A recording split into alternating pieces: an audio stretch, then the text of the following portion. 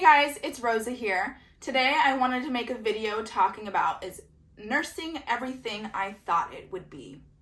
Now in this video, I'm basically just going to give a brief overview of what it's been like for the last year since I graduated in December, taking the NCLEX, being a new grad and going through orientation, and how nursing is going currently.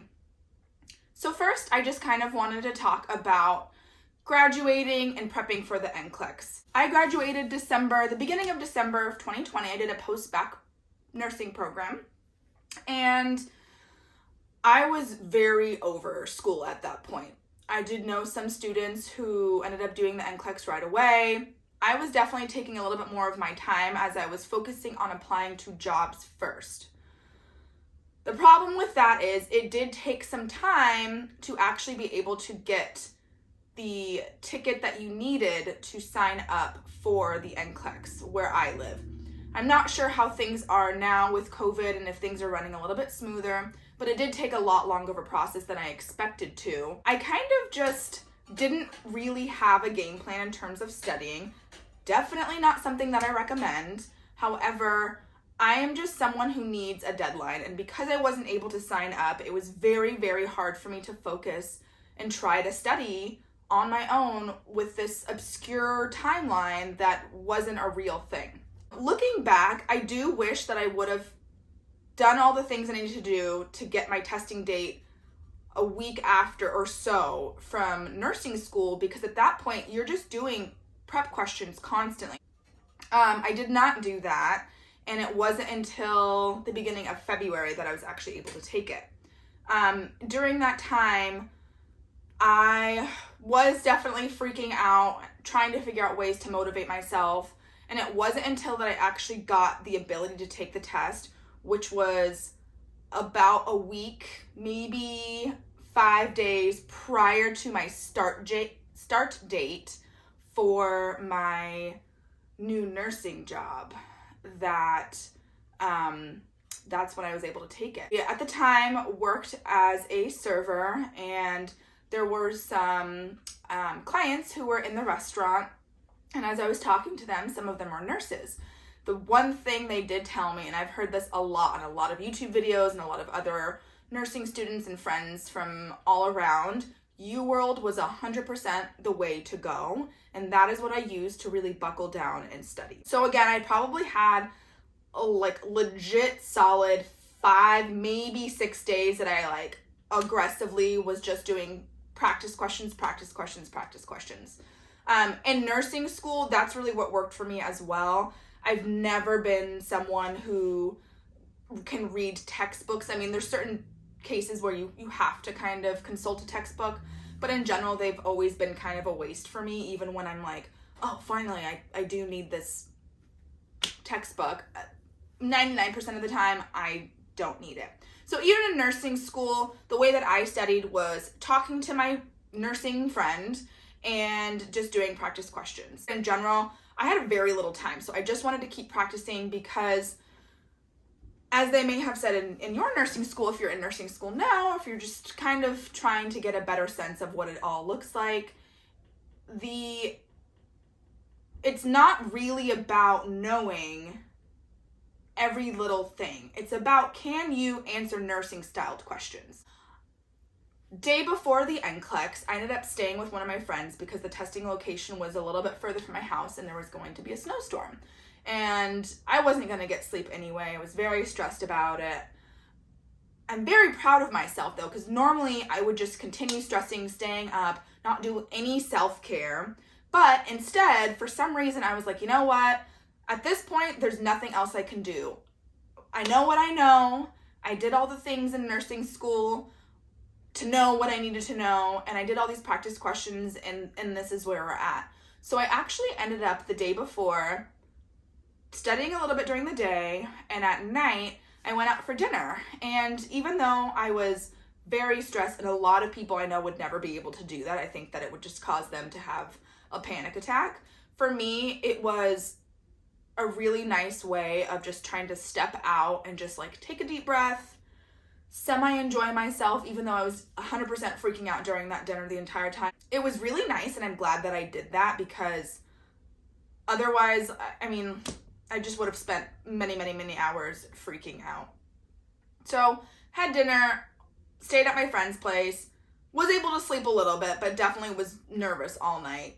In the morning, I don't remember exactly what time my test was. I definitely tried to just put a lot of that out of my mind. Once I took the test, I was like, just erase it from the memory. But I got to the testing center early in the morning, went in, and I think maybe the first 5 to 10 questions, I was like, okay, Rosa, you got this. Like, just don't overthink it.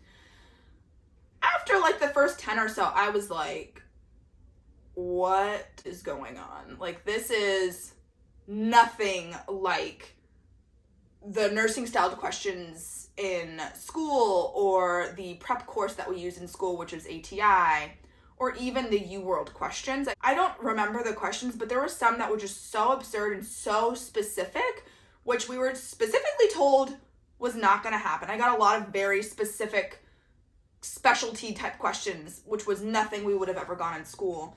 So I was definitely like having a moment during this testing period. In fact, there was one time where I just had to like close my eyes. Everything's gonna be fine. I just had to have a moment with myself when I was taking that test. As I was approaching, the 70th question, 71, 72, I was just like, please, Lord, can we just make it through? Like, just let me pass. I don't want to do this again. I have a job lined up in like 4 days or whatever it was. I needed to pass this. 75 questions hit. At this point, I was not feeling good. A lot of the questions, I just had absolutely no idea. And then the test stopped. And I was like, there's no way. There's no way. I don't even know what to say right now.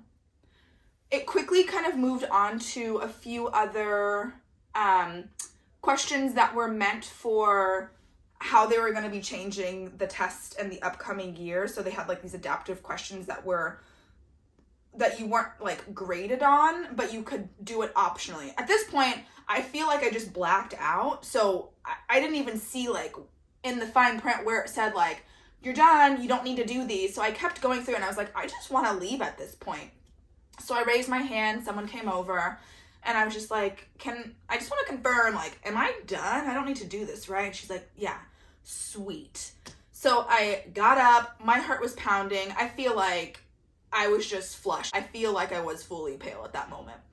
I left and she said, have a great day. And I was like, yeah, okay, you too. Side note, I was told apparently a lot of people at this testing center, when they said that meant a good thing. I didn't know that at the time. So I get into my car. There's snow everywhere. I mean, it's beautiful outside. It's serene. And again, just deep breath. I sit in my car and I tell this story so often, but it's like the one thing I will remember about this forever. I got on Pandora, put on Bob Marley, did a little singing to myself. Maybe I shed a tear or two, and was just listening to Bob Marley, Don't Worry About a Thing, and drove home. And that was that. Once I got home, I did a couple hours, tried to do that Pearson review trick, and maybe a couple hours later, I was very nervous to do it because I wanted that trick to work so bad. I just wanted to know the like anxiety of even the thought of having to wait was too much for me. So I did the Pearson review trick, which was putting in all my card information, but you put the wrong expiration date, to try to get that through to see if it lets you do it. And if it says you already have a testing day in progress, whatever, for the most part, I haven't heard this not work for people. It means that you passed. And that's what happened to me. So I got that good pop up. And I remember texting my best friend from nursing school, and I was just so freaking ecstatic about it because, like, deep sigh of relief, especially because I, like, solidly focused on studying for those, like, 4-5 5-6 days or whatever it was. Again, do not recommend, but like I just had to get it done, and I do work better under timelines, under pressure, so that worked for me. Moving on to me actually starting my nursing career.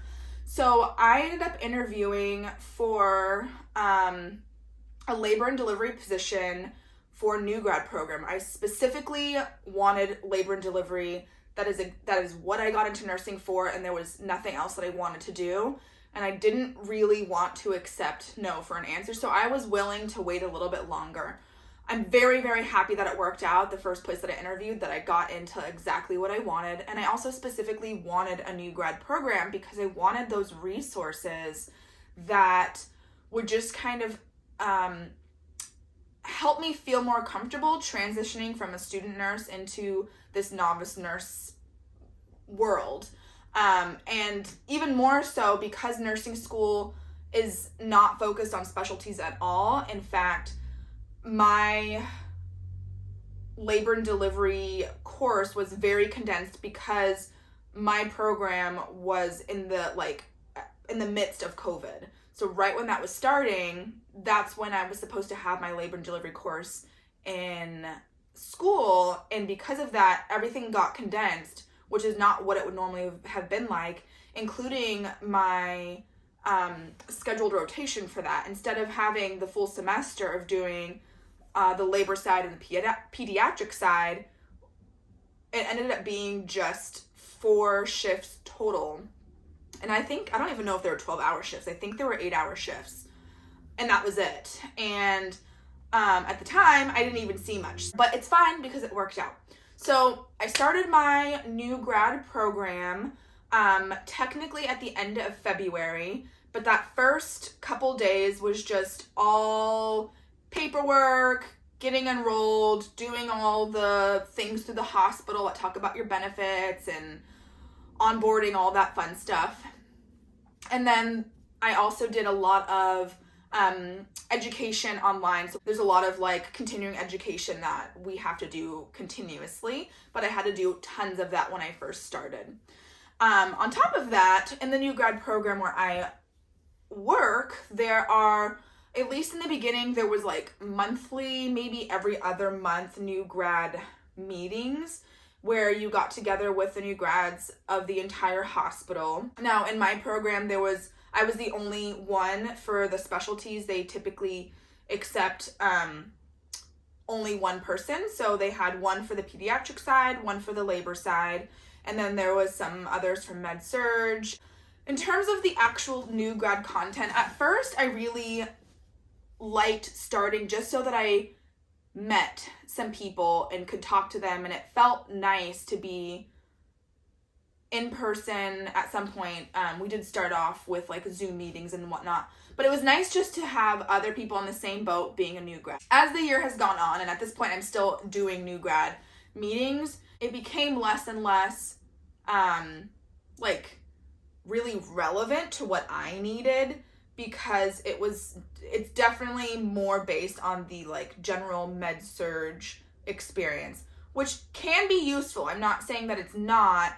It's just there's far other more specific content that would be useful for me if I was able to have those classes in a more intimate environment. But I understand that's typically how the new grad programs go, really anywhere you go. A lot of people that I know who've done new grad programs, like one of my friends works in the ICU, and she did her new grad program. It was far more hands-on in terms of like actually having homework, so I'm glad I don't have that. But a lot of the things were just not relevant at all. And the experiences, there was kind of a disconnect with like sharing experiences because it was just wildly different, the type of like hardships that she was going through.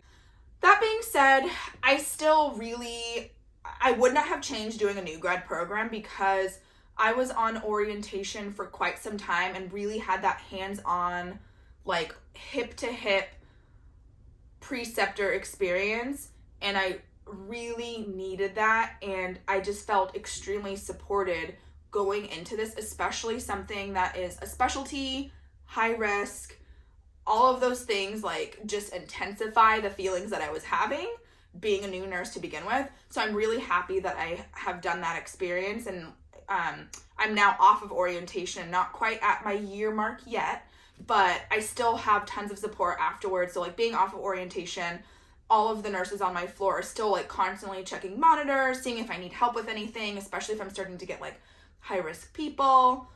They're constantly laying eyes just to make sure I'm okay, which I absolutely love, and I'm so thankful that I got this position at the hospital that I did. It's been amazing. Okay, so finally, I wanted to kind of wrap up with my conclusion. Is nursing everything I thought it would be? Absolutely not. First off, I do work night shifts, labor and delivery, and I also do postpartum. I know that's not the case for every hospital when you do labor and delivery. Sometimes it's just that, or you're just a postpartum nurse. I do both of those things, which I do like. However, nursing is a lot on its own. It is extremely taxing. It's a lot more taxing than I thought it would be. Now, this is something that going in, I didn't think it was going to be easy. And I very much wanted to work with this population. Like, this is 100% why I went into nursing, and I wanted to help this population. Now, I wasn't expecting the level at which that I would be completely drained, including on my free time. Now, I do work nights, and on top of that, COVID is happening, and I started as a nurse during COVID. A lot of people have mentioned before that I work with, it wasn't always like this in terms of like how busy and how intense shifts are, especially because with everything going on and having like higher amounts of patients in the hospital in general, these surges have made it difficult for nurses no matter what specialty you work in. So, you know, there's a lot of on-call shifts that we have, or just picking up extra shifts to help out.